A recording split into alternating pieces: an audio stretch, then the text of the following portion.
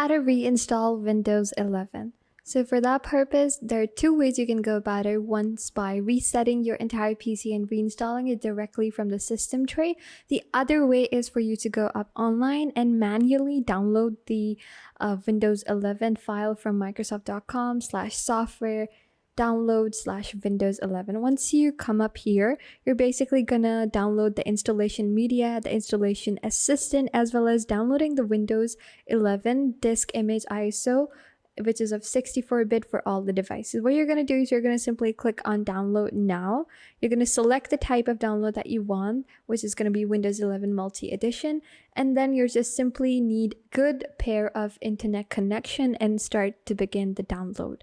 Now this is one way you can do it. The other way that you can go about with it is simply by going onto your settings from the start menu. And into the settings, you're going to move on to system right here. And from the system, you're going to scroll all the way down to recovery.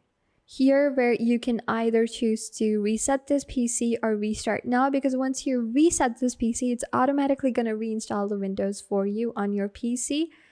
Or you can also choose to fix problems. Where'd we go, actually?